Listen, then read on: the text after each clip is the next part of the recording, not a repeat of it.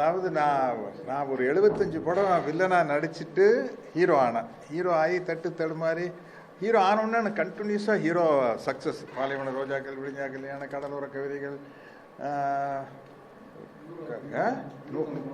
எல்லாம் ஹிட் அடிச்சு ரொம்ப பீக்கு வந்து வால்டர் வெற்றிவேல். அது வந்து ஒரு 200 நாள் ஓடிச்சு நம்ம மாஸ்டர் கூட. அதுக்கப்புறம் உடன்பிறப்பு ஆக்ட் பண்ண ஆரம்பிச்சிட்டோம். உடன்பிறப்பு ஷூட்டிங் நடக்கிறதா மணிவண்ணன் சார் வந்து இப்படி இந்த கதை அப்படின்னு நம்ம வீட்டுக்கு வந்து சொன்னார். நான் சொன்னேன், சார் தலைவரை ரொம்ப கஷ்டப்பட்டு ஹீரோ ஆகிருக்கிற நீங்கள் தான் எனக்கு லைஃப் கொடுத்தீங்க, மறுபடியும் இந்த வில்லன் சத்யராஜ் ஞாபகப்படுத்தணுமா அப்படின்னு. இல்லை தலைவரை நீங்கள் கதை கேளுங்க அப்படின்னாரு. கதையை கேட்டு அந்த எலெக்ஷன் ரிசல்ட் வரையில பின்னாடி தள்ளி உட்கார சீன் வந்தோன்னே, ஓகே தலைவரை டன், இந்த படம் பண்ணுறோம் அப்படின்னு ஒத்துக்கிட்டேன். இந்த படம் வந்து அன்னைக்கே வந்து பெரிய ரீச் ஆகி தலைவர் வந்து இதுவும் 200 நாள் ஓடிச்சுன்னு நினைக்கிறேன். இல்லை, நம்மளுக்கு விளம்பரமே வந்தது 200வது நாள் விளம்பரமே வந்தது. அப்புறம் தலைவர் வந்து இவங்கெல்லாம் சங்கர், செந்தில்குமார் எல்லாம் பால் எல்லாம் இருக்கிறாங்களே, இவங்கெல்லாம் கலையெல்லாம் வந்து அப்படி மின்னல் வேகத்தில் வேலை செய்கிறாளுங்க. 100வது நாளுங்கிற ஒரு படம் 18 நாள் எடுத்துட்டோம். ஆனால் ஒரு 36 கால் ஷீட் இருக்கும் போட்டு, கால் 30 டே நைட்டு வச்சு நொங்கி 18 நாளில் 100வது நாள் படம் எடுத்தோம். இந்த படம் வந்து 70 நாள் எடுக்கிறேங்க அமெரிக்காவுடைய பொள்ளாச்சியில். இந்த ஹீரோ சத்யராஜ் வில்லன் சத்யராஜ் பார்க்கறதுக்கு அந்த ஊருக்கு வர்றதுக்கு ஒரு ரீசன் வேணும். அதுக்கு வந்து ஒரு ஜாதி கலவரம். இது வந்து சும்மா ஒரு நாம்கே வாசிய ஒரு நாள் ஷூட்டிங் எடுத்த போது அது ஒரு 12 நாள் எடுக்கிறாரு. 100கணக்கில் 1000கணக்கில் ஜூனியர் ஆர்டிஸ்ட்டு. நான் சொன்னேன், எதுக்கு தலைவரை சொந்த படம் எதுக்கு இப்படி செலவு பண்ணுறீங்க? இல்லை தலைவரே, நாங்கள் அனௌன்ஸ் பண்ணோன்னா கண்ணா பின்னான்னு விலைக்கு விற்றுட்டேன். இதை 30 நாள் 40 நாள் எடுத்தால் நம்மளை போய் தப்பாக நினச்சிக்குவாங்க. அதுக்காக 70 நாள் எடுக்கிறார். ஏங்க, அதுக்காக ஒரு 70 நாள் எடுப்பா. திருமூர்த்தி மலையில் போயிட்டு அது அந்த போயிட்டு ஒரு 18 நாள். அவர் அப்படி எடுக்கவே மாட்டார். 24 மணி நேரம் 100வது நாள் எல்லாம் வந்து 30 நாள் 35 நாளைக்கு மேலே மணிவண்ணன் சார் படமே எடுக்க மாட்டார். ஏன்னா எல்லாருமே ஸ்பீடு இது எடுக்கிறாங்க. எடுத்து அப்புறம் வந்து எல்லாமே இந்த படத்தில் வந்து ப்ளஸ் ஆனது.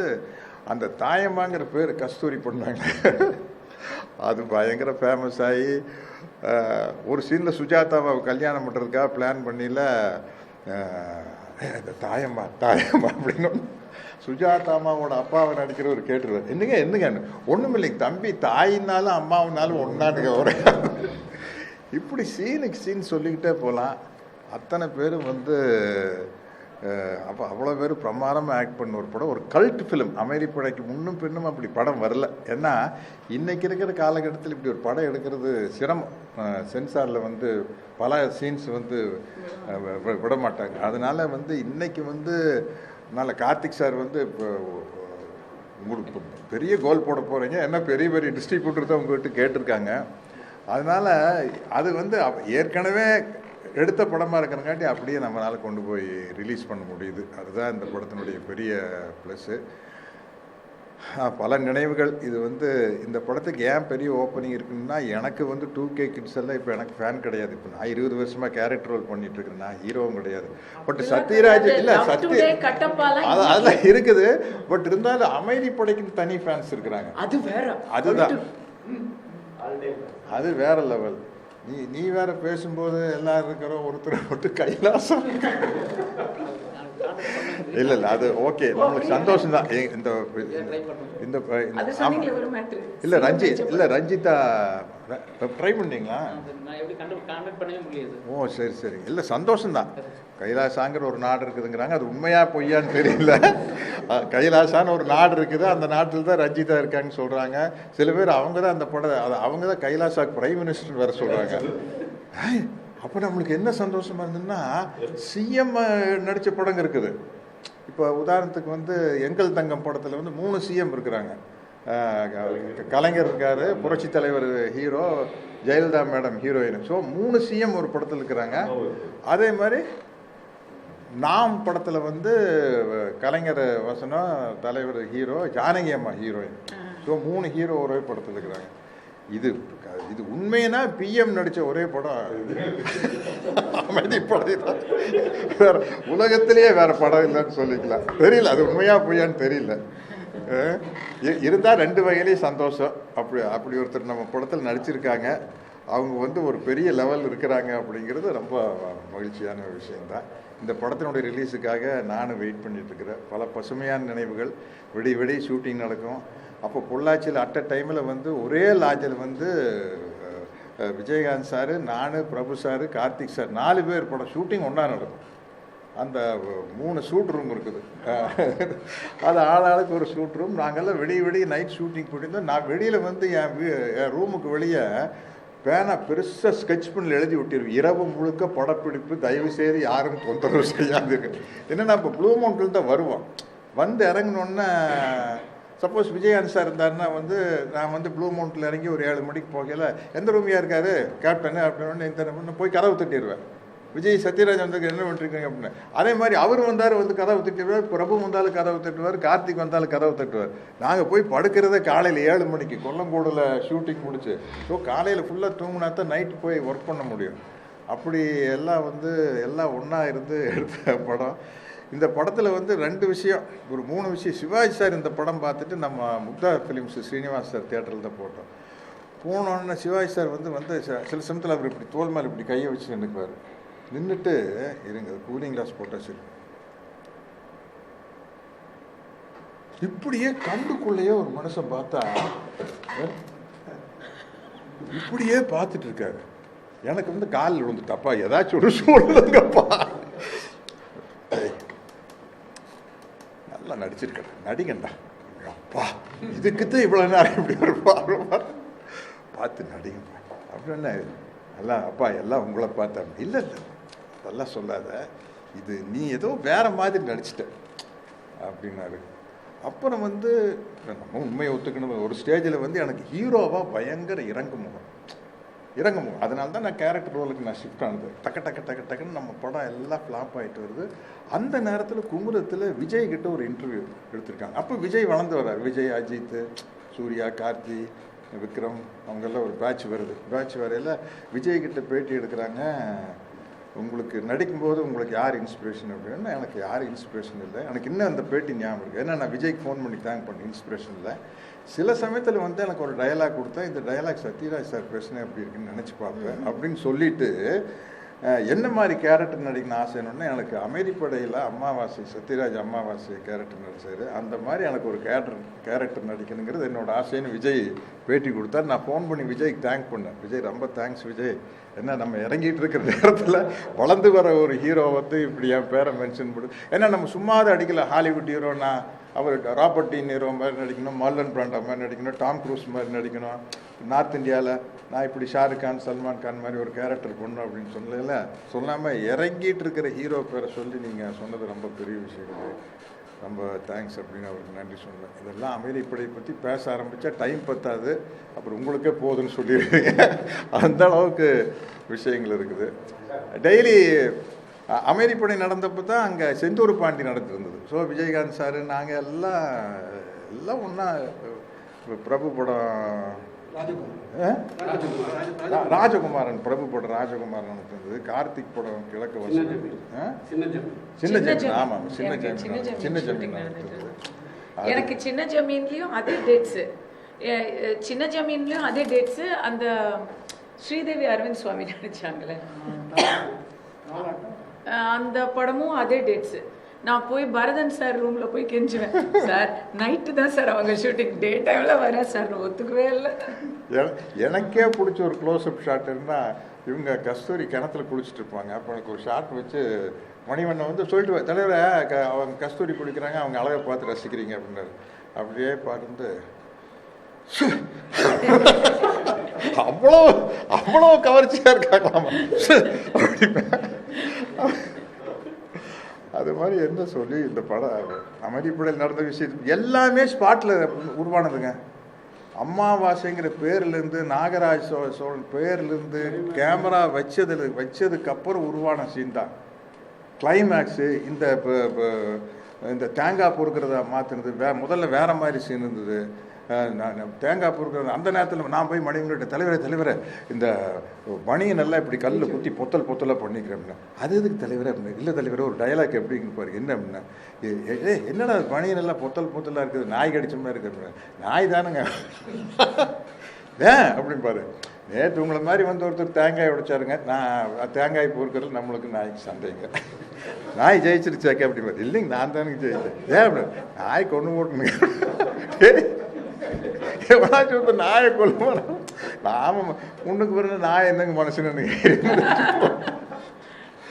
அது சோழர் வம்சத்தில் எம்எல்ஏ ஊட்டிக்கு தனியாத்தான் போடணும்.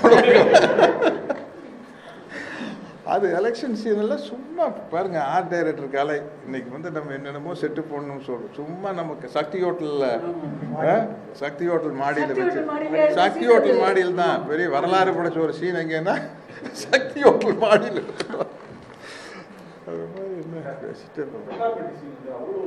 எதுங்க? ஆமா,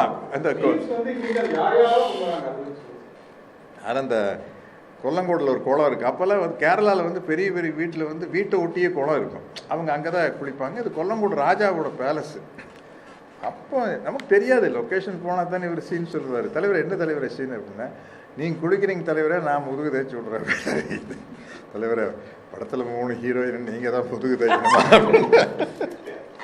சுஜாதாமா விட்டுருங்க, இவங்க 2 பேர் இருக்கிறாங்கல்ல, கஸ்தூரி ரஞ்சிதா, இவர் எதுக்கு எனக்கு முதுகு தேய்க்கணும்? இல்லை தலைவரை நீங்கள் குளிக்கிறீங்க, நாங்கள் சரி தேய்ங்க அப்படின்னா, அண்ணா நம்மளுக்கு இந்த தடவை சீட்டு கிடைக்குமான்னு சந்தேகங்கண்ணா அப்படின்னா, அப்படியே கிடைச்சாலும் ஜனங்க யாரும் ஓட்டு போடுறது இல்லைங்க. ஏன் மணியா? நான் ஒன்றுமே பண்ணலையே அப்படின்னா, அதுதானே ஏதாச்சும் பண்ணால் தானே போடுவான், ஒன்றுமே பண்ணிட்டு. அப்புறம் வந்து வேட்டி முடிச்சுட்டு அண்டர் வேற கழுத்து கீழே போட்டோன்னா ஒருத்தர் எடுக்கும். அப்படியே இவ்வளோ வருஷமாக கட்சியில் நான் இருக்கிற உன்னையார் எடுக்க சொன்னேன் அண்டர் வேற அப்படின்னா, என்ன சண்டைப்பா அப்படின்னு. இல்லைங்கண்ணா, நான் கட்சியில் சீனியர் மெம்பரு, உங்கள் அண்டர் வேற போய் அவன் துவைக்கிறேன்னு சொல்கிறேன். அப்புறம் என்ன இப்போ என்னமோ சொல்லிட்டு இருந்தீங்களே அப்படின்னா, அண்ணா சண்டை போட்டதில் விட்டு அடிச்சிட்டோம்னா. ஓ, சண்டை போட்டோம்னா அப்போ எல்லாம் மறந்து போக அப்படின்னு சொல்லி தான் அந்த ஜாதி கலவரத்தை உருவாக்கும். இப்படி சொல்லிட்டே போல.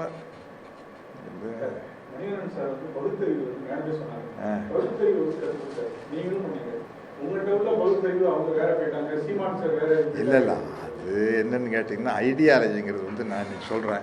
இந்த ரூமில் எத்தனை பேர் இருக்கிறோம்? ஒரு 30 பேர் இருக்குமா? 30 பாயிண்ட் ஆஃப் வியூ இருக்கு இல்லையா? 30 பாயிண்ட் ஆஃப் வியூ ஒரே ஐடியாலஜிக்குள்ள இருக்கிறவங்ககிட்டையும் கூட வேற ஒரு விஷயத்தில் வேற பாயிண்ட் இருக்குது. உலகத்தில் 600 கோடி பேர் இருக்காங்கன்னா 600 கோடி பாயிண்ட் ஆஃப் வியூ. அதனால வந்து இவங்கெல்லாம் இன்னைக்கு ஒரு அரசியலில் வந்து சீமானோ கஸ்தூரியோ பெரிய லெவலில் இருக்கிறது எனக்கெல்லாம் சந்தோஷம் தான். எனக்கு ரொம்ப மகிழ்ச்சி தான். ரஞ்சிதா தெரியலையா? இவங்க எடுத்து கொடுத்தங்க. கைலாசான்னு ஒரு நாடு இருக்குதா என்ன? அது எங்க இருக்குது? அப்படியா? தெரியலீங்க.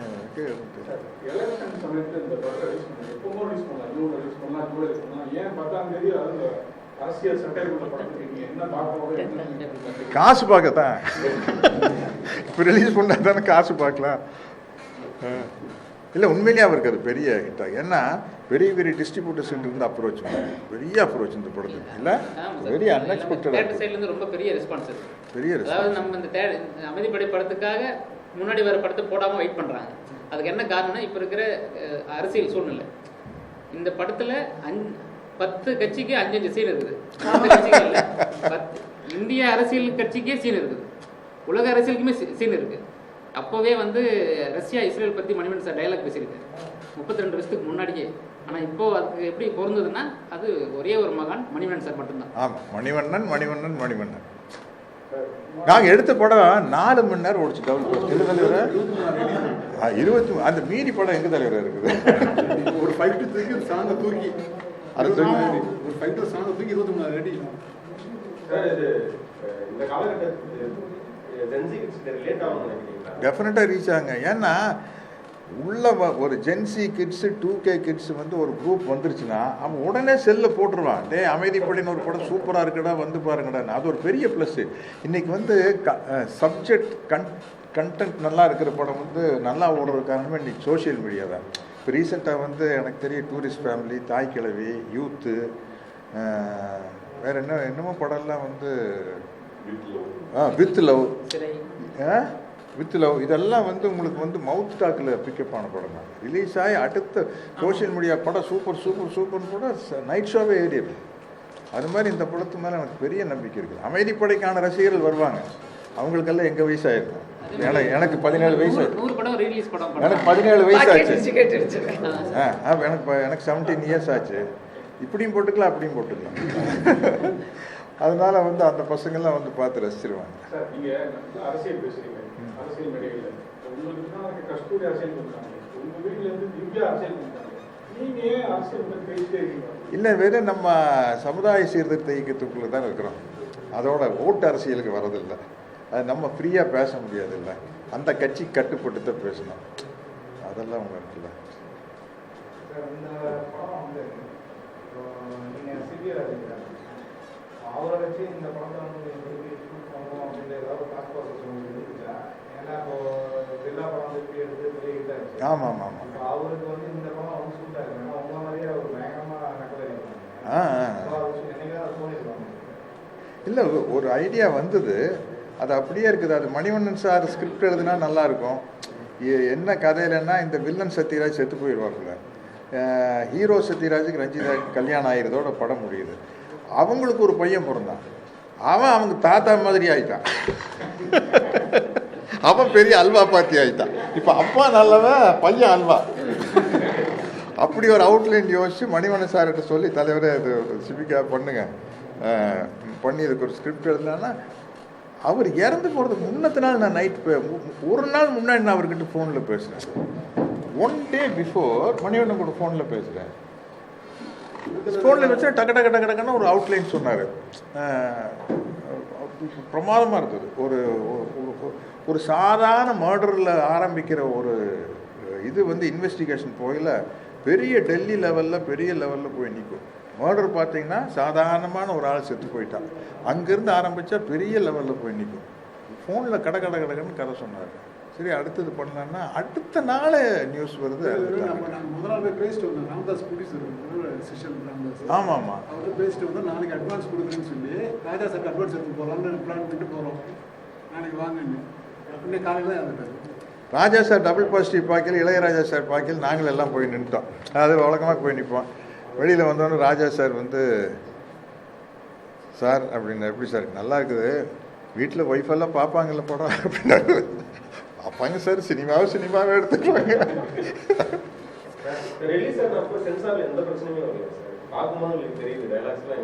பட் அப்போ வந்து இவ்வளோ ஷார்ப்பாக வாட்ச் பண்ணல. அப்போ நானும் மணிவண்ணன் வந்து இவ்வளோ வெட்ட வெளிச்சமாக தெரியாத காலகட்டம், இந்த ஐடியாலஜிக்குள்ளே இருக்கிறோம்ட்டு பெருசாக தெரியாத காலகட்டம், சோஷியல் மீடியா இல்லாத காலகட்டம். அதனால் பல சீன்கள் பல காட்சிகள் தப்பிச்சிருச்சு. ஒன்றுமே இல்லை, கோபால்சாமின்னு பேர் எல்லாம் ரசிச்சு பார்த்தாங்க. ஆமாம், நம்ம அமைதிப்படை முடிச்சு தோழர் பாண்டியன் வந்து அந்த பொள்ளாச்சியிலேருந்து சர்க்கார் பரி போகிற ரோட்டில் எடுத்துகிட்டு இருக்கிறோம். எடுத்துட்டு தடவை 4 பேர் வந்தாங்க. என்ன நம்ம பொள்ளாச்சி எம்எல்ஏ வந்திருக்காருங்க, பார்க்கணுங்கிறாரு. என்னடா அது ரொம்ப போச்சு, என்ன அமைதிப்படை ரிலீஸ் ஆகி ஓஹோன்னு ஓடிட்டு இருக்குது. நீ அவர் என்ன கேட்பாரு அப்படின்னு நினச்சா வந்தார், நேராக வந்தார். என்ன எங்களை எல்லாம் நல்லா கலாய்ச்சிருக்கீங்க, ரொம்ப சந்தோஷங்கன்னு சொல்லிட்டு உட்காந்து காய்ச்சி சாப்பிட்டு போயிட்டாரு. தேசிய அரசியல்ல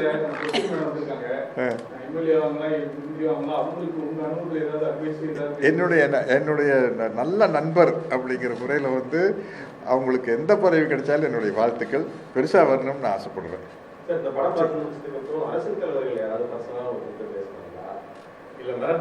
யாருக்கும் காட்டல. சிவாஜி சாருக்கு, ரஜினி சார் பார்த்தேன். ரஜினி சார் வந்து அவரே ஃபோன் பண்ணி, அப்போ லேண்ட்லைன் ஃபோன் இல்லையில, அவர் தான் எல்லாமே ஸ்பீடு தானே, எல்லாமே. காலையில் 8 மணிக்கு ஃபோன் பண்ணி, சத்யராஜ் இந்த அமைதிப்படி நல்லா இருக்குன்னு சொல்கிறாங்க, நான் பார்க்கணுமே அப்படின்னாரு. சொல்லுங்கள் சார், எப்போ போகல? இப்போ காலையில் 10 மணிக்கு. இப்போ சார் எங்கே சார்? ஏதாச்சும் மேனா தேட்டர், எந்த தேட்டருக்கா கூப்பிடணும்? உடனே மேனா தேட்டர் அப்போ இருந்தது. ஃபோன் பண்ணோன்னா மேனா தேட்டரில் படத்தை போட்டாச்சு. மணிவண்ணன் சார்கிட்ட சொல்லி பிரிண்ட் வந்துருச்சு. எப்போ சார் வந்துடு? நான் ஒரு 10 மணிக்கு வந்துடுறேன் அப்படின்னாரு. போய் 4 மணி 10 மணிக்கு வர படம் ஓடிட்டு இருக்குது. இவர் லதா மேடம் உட்காந்து படம் பார்த்துட்டு இருக்கிறாங்க. தடன்னு வந்து 9:45 படத்தை ஆரம்பிச்சிட்டாங்க. ஆரம்பித்து வெளியில் வந்து 150 ரூபா ப்ரிவியூ ஷோ வந்து ரொம்ப ரொம்ப போல்டாக எடுத்திருக்கீங்க, எப்படி ஒரு எடுக்கும்போது டென்ஷனாக இல்லையா அப்படிங்க. சார் ஏதோ எடுத்துட்டோம் சார். கேட்டால் நான் மணிவண்ணன் வேறு பழகி போடுவேன், வேறு மேலே பழகி போடுவார், எங்களுக்கு தப்பிக்கிறக்கா விஷயம் தெரியாது. இந்த ஆள் எழுதி கொடுத்துட்டா இல்லையாக்கே பேசலன்னு அவர் சொல்லுவார். நான் சொல்லி உங்களுக்கு தெரியுமில்ல மணிவண்ணன் இப்படி தான் வெள்ளங்க வாழ்ந்துடான்னு சொல்லி தப்பிச்சுக்கணும் சார். ரொம்ப ரசிச்சார் ரஜினி சார், ரொம்ப ரசிச்சார். சிவாஜி சார் ரொம்ப ரசிச்சார். எல்லா ஜென்ரேஷனும் சிவாஜி சார், ரஜினி, விஜய் எல்லோரும் ரொம்ப என்ஜாய் பண்ண கூட. விஜயகாந்த் மட்டும் புதுசாக ஒரு விஷயம் சொன்னார். படம் பார்த்து நீங்கள் வந்து இப்போது ஜெயிச்சு இன்னொரு ஹீரோ சொல்ல மாட்டார். அவர் விஜயகாந்த் வந்து ஆக்ஷன் ஹீரோவாக சுற்றுறாய். நீங்கள் வந்து இப்போ தட ஹிட்டு கொடுத்து மக்கள் ஜன் பக்கம், பூவிழி வாசல், அது இதுன்னு வந்து கடைசியாக வால்டர் வெற்றிவேல் 200 days போய் நீங்கள் ஒரு பக்கா ஆக்ஷன் மாஸ் ஹீரோ ஆனதுக்கப்புறம் நீங்கள் பழைய வில்லன் சத்யராஜ் ஞாபகப்படுத்தி இப்படி ஒரு படம் நடித்தது எனக்கு உடன்பாடு இல்லை அப்படின்னாரு. உங்களை ஃபுல்லாக ஏற்றுக்கிட்டாச்சு ஜனங்க ஹீரோவா. அப்போ போய் நீங்கள் இதையே ஞாபகப்படுத்துனீங்க அப்படிங்க.